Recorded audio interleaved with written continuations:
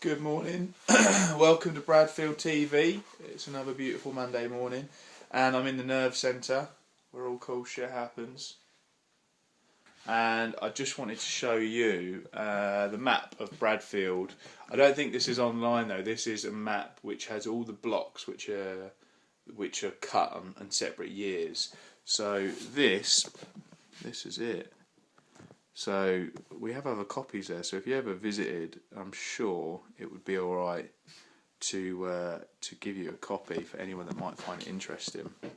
So effectively, this is all done by Rob Fuller. I think he used to work for the BTO because he's done a lot of research to do with birds and management of woodlands. Because obviously this has quite a rich sort of population of certain birds, so we used to have nightingales and things like that in here. But yeah, anyway, so this is the map of the woodland. So you can see all the blocks. Focus that. So these are all different blocks. So you've got this one here. So this was cut in 1999. These are the rides. So these are these dissect the woodland really, or bisect the woodland. And that's how we get the vehicles around to pick the wood, to sort of collect the wood and firewood and things like that.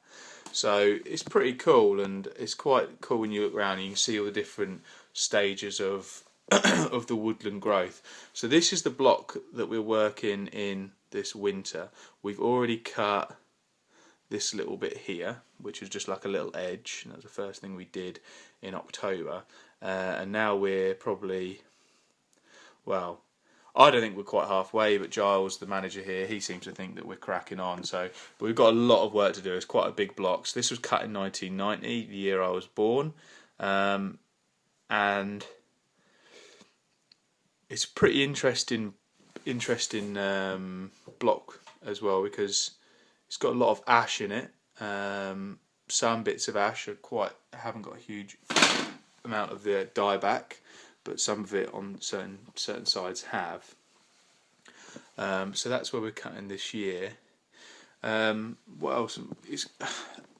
Originally we called it Bradfield Woods, but if you go back in history, it's two separate woods. So you've got Felsham Hall Wood, which is this area here, and then you've got Monk's Park Wood, which is this here.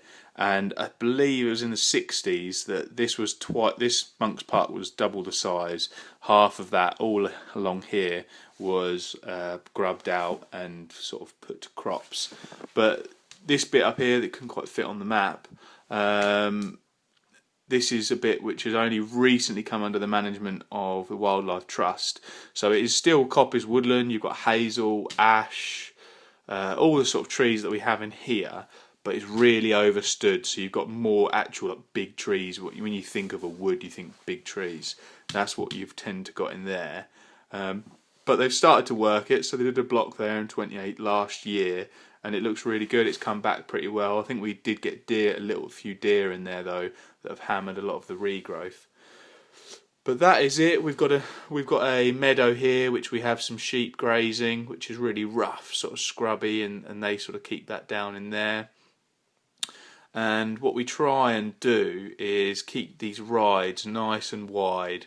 So every year we'll take some of the ride edges right back, because that's where we get a lot more sunlight, a lot more warmth, and you get a lot more diversity, really, I suppose, of like spring flora coming through, just because there's that much more light.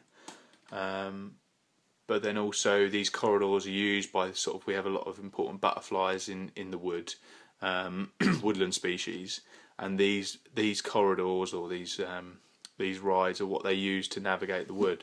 So that's the map. Pretty mind-bending stuff.